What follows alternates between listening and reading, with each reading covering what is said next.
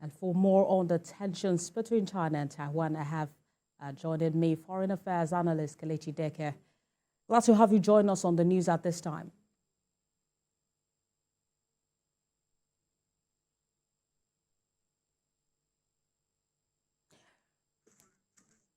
Right, Mr. Kelechi, if you can hear me clearly, let's speak to the fact that one of Taiwan's last diplomatic allies, who is Nauru, has cut ties with Taiwan, and we may be expecting more in the coming days, just days after the election. But let's begin with your own opinion of how the election ran on Saturday and what Taiwan's presidential pick means for the region and the U.S.-China relationship.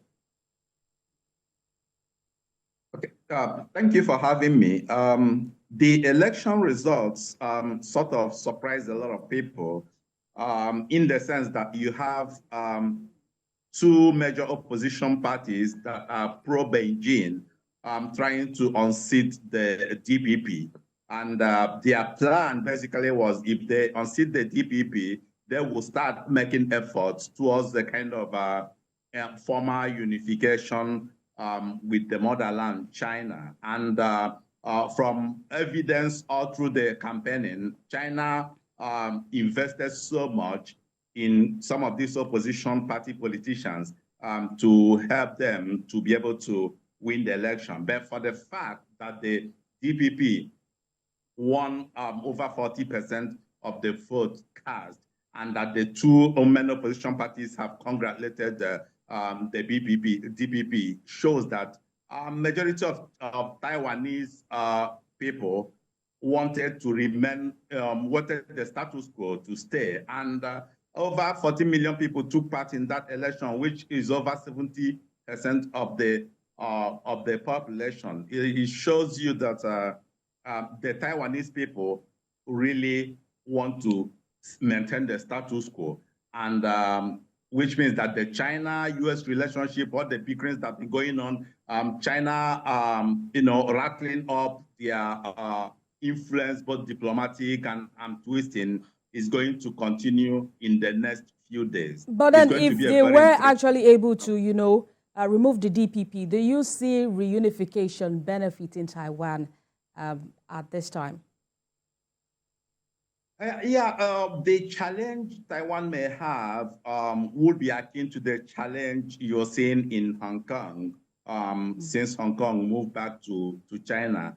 But I don't think it's going to be so bad, except for the issue of a lot of people who are so used to democratic norms, who are so used to freedom of expression and all that comes with democracy, might have themselves under Beijing, which does not really accept those kind of things. But apart from that, Taiwan is basically a very strategic nation globally. I mean, I would say one of the most important countries globally in that. And that's why both China, US, everybody is trying to handle the issue of Taiwan with care, because anything that tilts the boat in Taiwan or anything that causes major crisis in Taiwan, the global economy is going to tank real big. And they know it. China knows it. USA knows it. And that was why every time China tried to impose sanctions on Taiwan, when you study some of the sanctions, you find out that they're trying to navigate it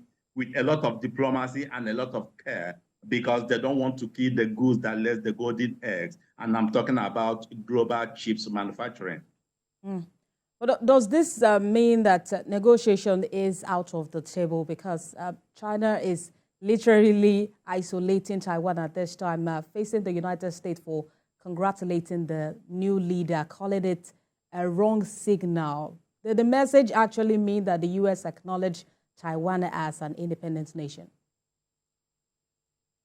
Yeah, I mean, it has been part and parcel of the United States foreign policy towards China since the normalized relationship with China, some decades ago.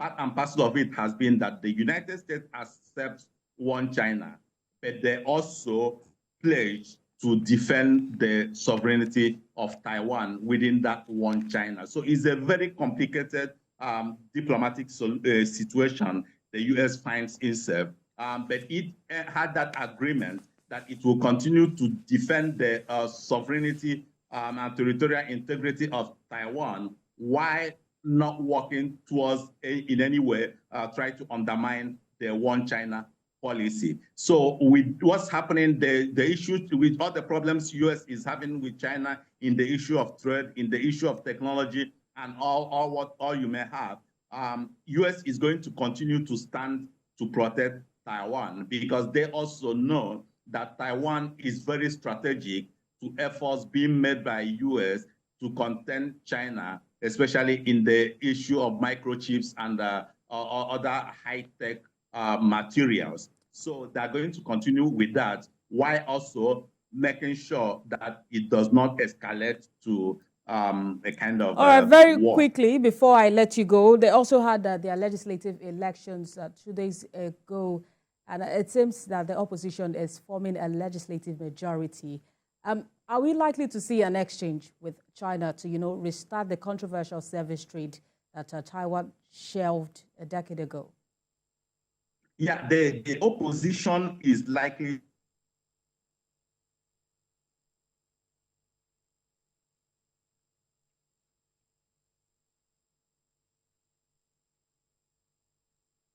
that by a mayor, executive, and if you know the powers that are with the president of Taiwan, it won't be able to.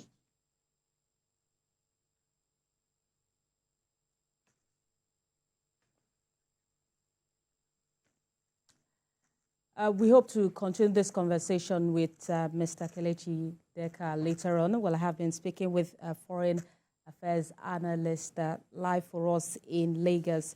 He has been talking to us about the Taiwan election, which held a few days ago. Well, we move to Lava, where it flows into the islandic town of Gravandik.